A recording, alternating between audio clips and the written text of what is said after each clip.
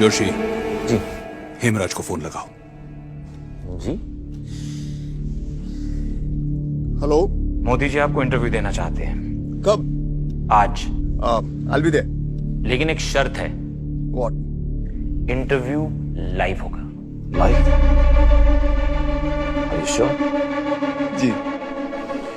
अरसे से इस मौके का इंतजार था। Let's finish him. देखिए, मैं आज घुमा फिरा कर बात नहीं करूंगा, इसलिए आपसे सीधा पूछता हूं, आपने आज तक गोधरा के लिए माफी क्यों नहीं मांगी? पहले बॉल पे बाउंसर। Good one. माफी गुनहगार मांगता है और कानून सबूत। अगर मैंने जुर्म किया है तो फांसी पे लटका दीजिए, मंजूर है। अगर आप निर्दोष हैं, तो आप ही की सरकार ने गुजरात को जलने कैसे दिया?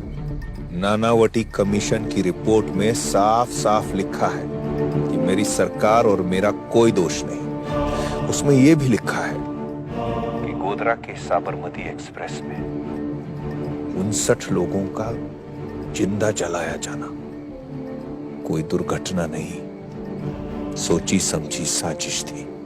पर यह खबर तो मैंने कभी देखी नहीं आपके चैनल पे। हेमराज जी, झूठी दलीलें और खबरों की दलाली मत पेश कीजिए, यह जनता सब जानती है। 12 साल हो गए ऐसा, 12 साल। कर्फ्यू क्या चीज है, दंगा क्या होता है, गुजरात के एक बच्चे को पता नहीं। गोधरा के दंगों का दोषी कौन है, हिंदू या मुसलमान?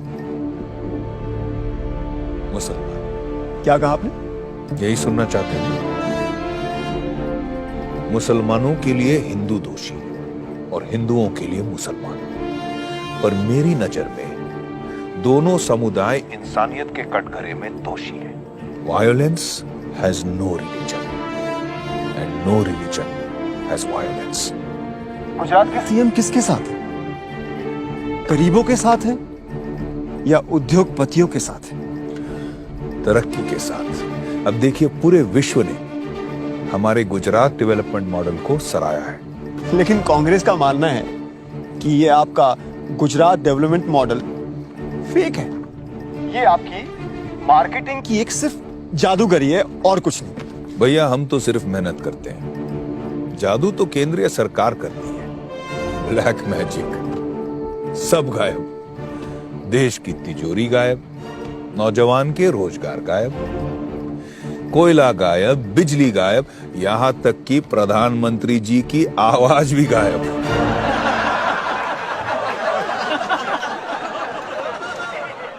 मित्रों, अब आपको निर्णय लेना है, उनका टेप रिकॉर्ड सुनना है या मेरे विकास का ट्रैक रिकॉर्ड।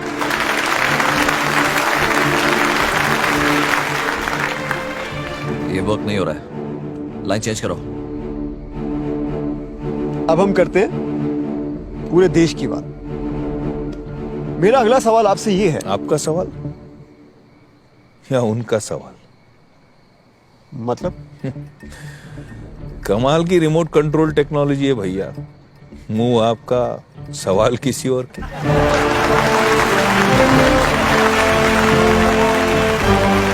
चलिए पूछिए। सुनने में आ रहा है कि अब आप पीएम बनने के सपने देख रहे हैं। आपके विरोधियों का मानना है कि अगर मोदी पीएम बनते हैं तो एक और कारगिल होगा। अगर मोदी पीएम बनते हैं तो हमारे चाइना के साथ रिश्ते खराब होंगे। अगर मोदी पीएम बनते हैं तो वो हिंदूवाद को बढ़ावा देंगे। अभी एक लाइन में तो 4 बार आपने मोदी को पीएम बना दिया। मुझसे ज्यादा लगता है आप सपने देख रहे हैं मेरे पीएम बनने के। मजाक नहीं मोदी जी, लोग सच में डरे हुए हैं कि अगर आप इस देश के प्रधानमंत्री बनते हैं तो पाकिस्तान और चाइना के साथ हमारी एक और जंग होगी। आप कश्मीर के मुद्दे को भड़काएंगे और देश के टुकड़े टुकड़े हो जाएंगे। पाकिस्तान को जन्म किस पार्टी ने दिया था? 1947 में अखंड भारत के टुकड़े टुकड़े किस पार्टी ने दिया? अगर नेहरू जी की जगह सरदार पटेल पीएम होते तो ना हम चीन की लड़ाई हारते, ना आधा कश्मीर पाकिस्तान के पास होता, और ना ही आतंकवाद की वजह से हमारे वीर सिपाहियों के सर सरहद पे कटते।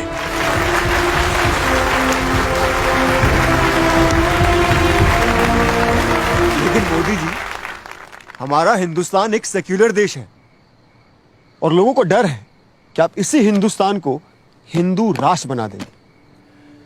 आप समझते हैं हिंदुस्तान का मतलब? क्योंकि हिंदुइज्म सिर्फ एक धर्म नहीं, एक सोच है। हिंदुइज्म की वजह से ये देश सेक्युलर है, क्योंकि मूर्ति पूजा करने वाला एक पंडित भी हमारे लिए हिंदू है और बुत परस्ती में ना मानने वाला एक इंसान भी हमारे लिए हिंदू है। धर्म से नहीं, संस्कृति से। सिर्फ हिंदुस्तान ही ऐसा देश है जहां नमाज सड़क पे पढ़ी जाती है और गणपति का जुलूस भी निकलता है। फ्रांस और स्विट्जरलैंड जैसे बड़े बड़े सेक्युलर देशों में हिजाब बैन है साहब, हिंदुस्तान में नहीं। पाकिस्तान का राष्ट्रपति सिर्फ एक मुसलमान हो सकता है। हिंदुस्तान में अब्दुल कलाम साहब राष्ट्रपति रह चुके। इसी को कहते हैं हिंदुस्तान, जहां धर्म से बढ़कर एक चीज है, देश।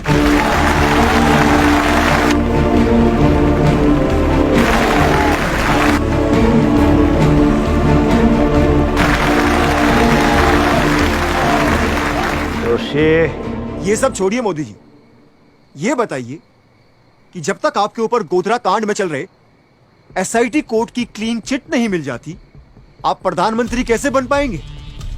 ये आपके ऊपर बहुत गंभीर आरोप हैं। जनता तो छोड़िए, आपकी खुद की पार्टी आपको कैसे स्वीकार करेगी?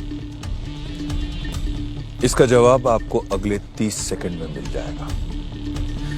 वो क्या कहते हैं आपकी भाषा में, ब्रेकिंग न्यूज है, आपके लिए और उनके लिए भी। मोदी जी, जय हिंद। अभी कुछ सवाल बाकी है।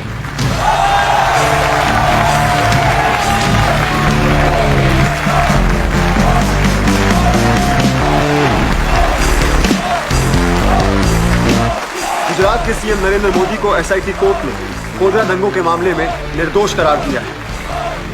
अब उनके लिए अपने ही पार्टी के पीएम कैंडिडेट बनने का रास्ता बिल्कुल साफ हो गया।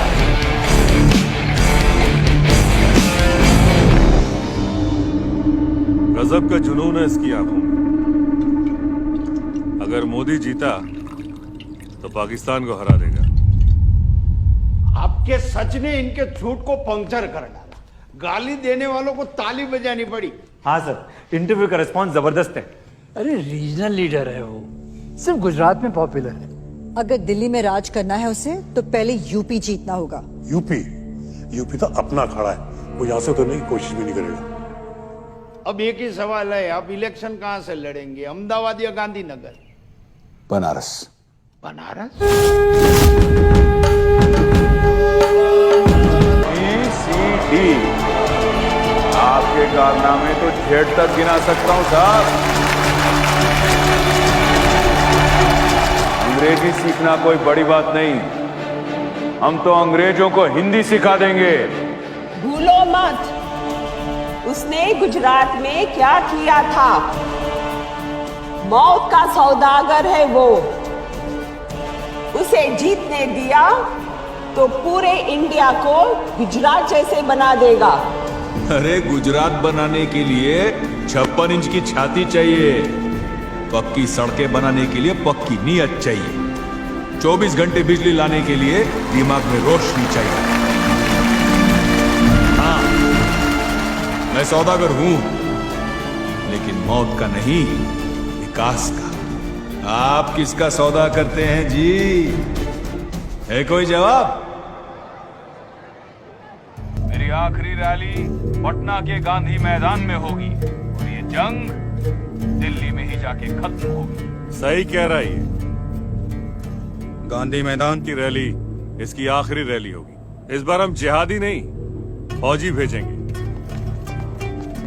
लड़के हमारे, और लिबास आपकी। कब पहुंच रहे हैं आपके अफसर? पहुंच चुके हैं दिल्ली। कोई मोदी की लहर वहर नहीं है। बट मैम सारे सर्वे यही दिखा रहे हैं और हमारी इंटरनल रिपोर्ट भी यही कह रही है कि वो हमसे बहुत आगे निकल गए हैं। He is winning ma'am. एक बुरी खबर है मैम। अब क्या? इंटेलिजेंस ब्यूरो के रिपोर्ट्स के हिसाब से हिंदुस्तान में कुछ टेररिस्ट घुस आए हैं जो मोदी को मारना चाहते हैं। ये तो बहुत बुरी खबर है। जी। ये कोई मीडिया की अफवाह या पॉलिटिकल चाल नहीं है नरेंद्र भाई, ये इंटेलिजेंस की कंफर्म रिपोर्ट है। सर, आतंकवादी पटना पहुंच चुके हैं, खास आपको टारगेट करने के लिए गांधी मैदान पर। ये रैली आपको कैंसिल करनी ही पड़ेगी ना? नहीं,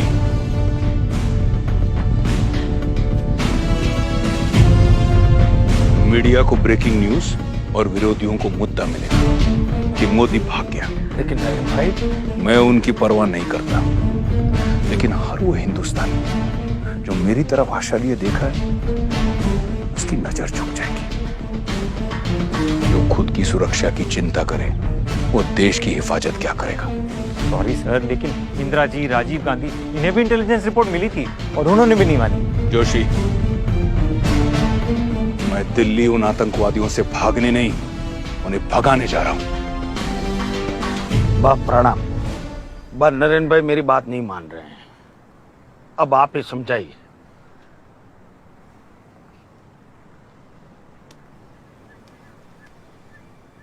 प्रणाम बा, मैं बहुत आगे आ चुका हूं, अब पीछे हटने को मत कहना। कौन कहता है तुझे पीछे हटने को? तू आगे बढ़ बेटा। जब तू बच्चा था ना, सैनिक बनना चाहता था। अब देख, बिना वर्दी के तू सैनिक बन गया। बात तू रड़े छे? एक सैनिक की माँ की आंखों में आंसू नहीं, गर्व होता है बेटा। मुझे तुझ पर गर्व है। जय हिंद। जय हिंद।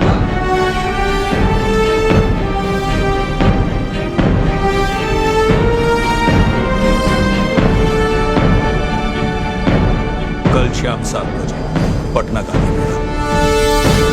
इस देश की किस्मत बदलनी है, पहले अपने भाग्य का सामना करना पड़ेगा।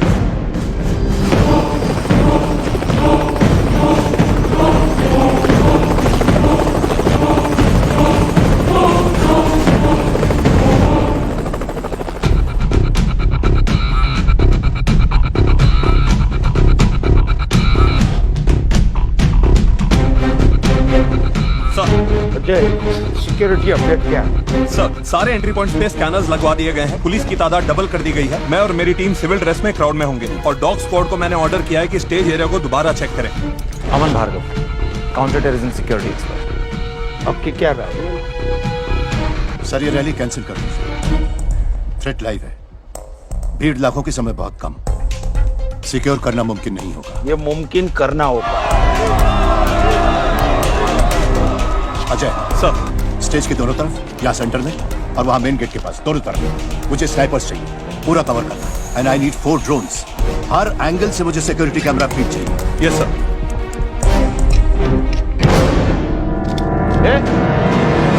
इधर क्या कर रहा है? कुछ नहीं सर, आ रहा हूँ। स्टेज पे वायरिंग कर देगी जल्दी। Okay sir. मुझे ड्रोन का फीड देना।